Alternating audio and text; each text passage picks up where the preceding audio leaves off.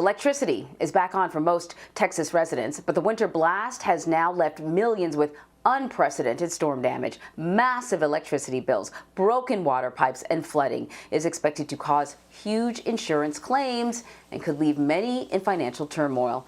Janet Shamlian has more from Houston. I thought, oh God, not again. I can't do this again. Tabitha Charlton was playing cards with her twin daughters last week when she heard a pipe burst. And my ceiling just caved in their bedroom. I don't know what to do.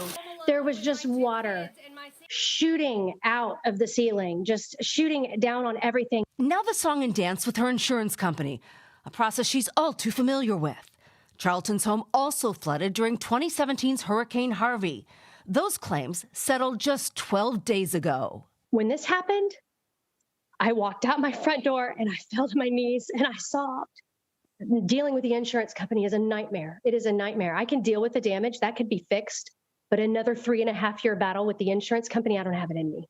The price tag for this storm could surpass Harvey's $19 billion in insurance losses. The problem many Texans are now facing, getting estimates for their damage.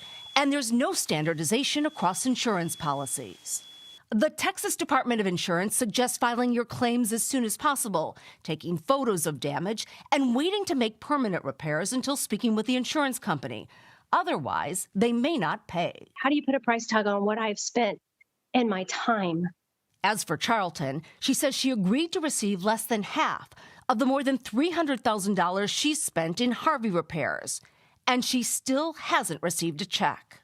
I was so close. And now it's all over again. You won't leave.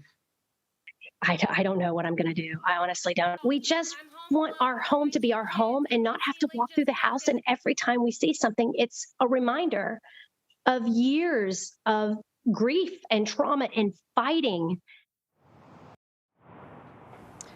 Tabitha Charlton's house is unlivable for the second time in 3.5 years. She and her twin daughters are staying with a neighbor, at least for now.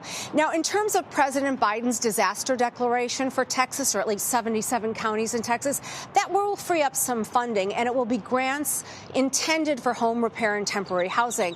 But, Anne Marie, the problem is at this point, homeowners don't know how much they can expect to get. Meanwhile, they are counting the losses. It's a very challenging situation, especially in communities that have suffered from Harvey. Yeah, you know, you're talking about Harvey. I was watching your story and having flashbacks of Superstorm Sandy, where a lot of homeowners, fought for years with insurance companies. And, insurance companies would say, well, this damage is caused by wind and you're not covered for wind, or this is caused by flooding and you don't have flood insurance. And it was just a constant battle for many. The Insurance Council of Texas is asking residents to be patient. But, your story shows just how long it can take to get any sort of resolution. How are people responding?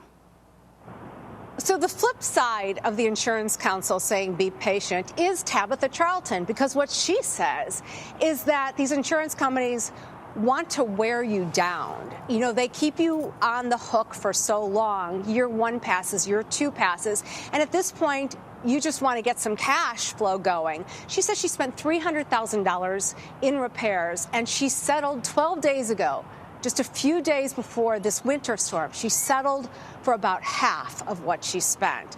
So be patient, Anne Marie, kind of can cut both ways. Exactly, because, it's not just the financial toll. I think more than anything, it's sort of the emotional toll. It's just so grinding. You want your home to be a place of peace. And, when you go back and it's still a disaster zone day after day, you just want to get it done.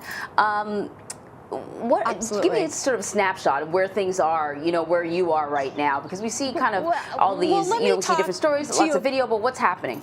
Well, let me give you a little more perspective about what you said. I think it's a very important point, and that is the emotional toll. So Tabitha has 7-year-old twin daughters. They don't want to go back to the house.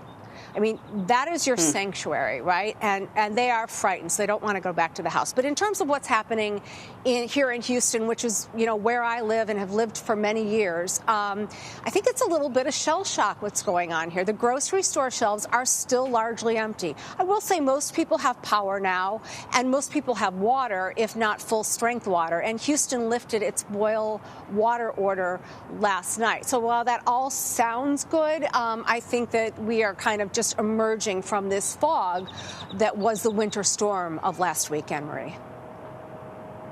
Oh man, oh man. I mean, it looks great where you are. I just feel for the people of Texas. Janet, thank you so much. Thank you.